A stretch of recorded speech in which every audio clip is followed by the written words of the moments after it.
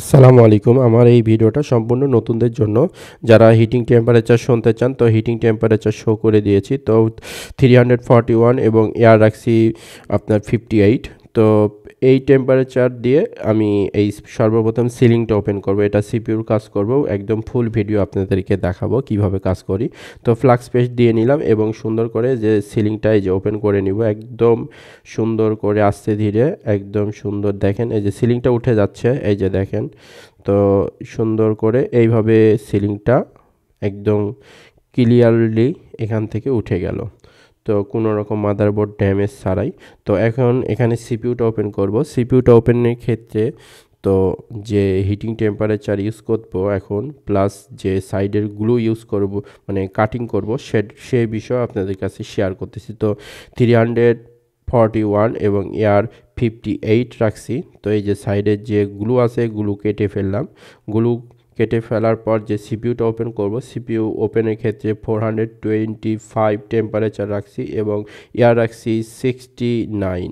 তো একটা বিষয় বলি যে আমার হটগান প্লাস আপনাদের হটগান মিল হবে না, কারণ আমি যে টেম্পারেচার ইউজ করতেছি, আপনারা আপনারা যে টুলস আছে ওইটার টেম্পারেচার কখনোই অ্যাকুরেট হবে না।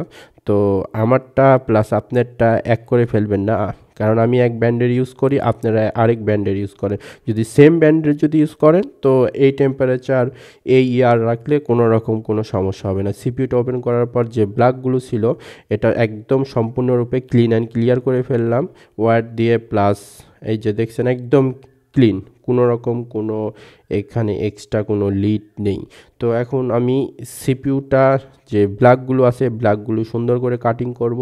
তো ব্ল্যাকগুলো কাটিং করতে 341 মানে টেম্পারেচার রেখে দিয়েছি, প্লাস আপনার ইয়ার রাখছি 58। তো সুন্দররূপে একদম ক্লিন অ্যান্ড ক্লিয়ার করে ফেললাম এখানে ব্ল্যাকগুলো। প্লাস এখানে ফ্লাক্স পেস্ট ইউজ করলাম এবং সোল্ডারিং উইক দিয়ে সুন্দর করে যে এক্সট্রা লিড আছে সম্পূর্ণ ক্লিন অ্যান্ড ক্লিয়ার করে ফেললাম। তো এনসি থিনার এবং ব্রাশ দিয়ে সম্পূর্ণরূপে ওয়াশ করে ফেললাম। তো এখন সিপিইউটা রিভল করব।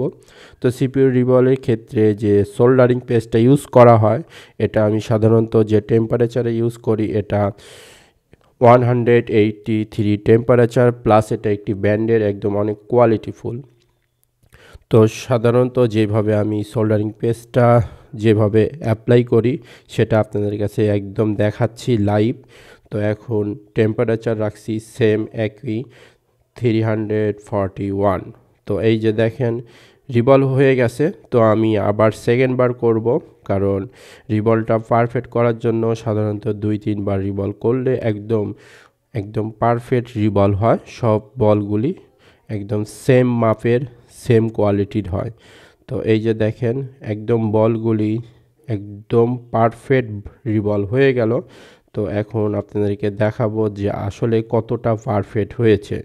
তো এখানে একটু ফ্লাক্স পেস্ট দিয়ে নিব, সামান্য সামথিং ফ্লাক্স পেস্ট দিয়ে নিলাম এবং এখানে রিসোল্ডার করে দিলাম। তো কোনো রকম কোনো বল মিস নেই এবং প্রতিটা বল একদম পারফেক্টলি কমপ্লিট হয়ে গেছে। তো এই সিপিইউটা এখন ইনস্টল করব মাদারবোর্ডে ইনস্টল করার আগে সুন্দর করে ফ্লাক্স পেস্ট দিয়ে নিলাম এবং সম্পূর্ণভাবে মাদারবোর্ডে অ্যাপ্লাই করে দিলাম।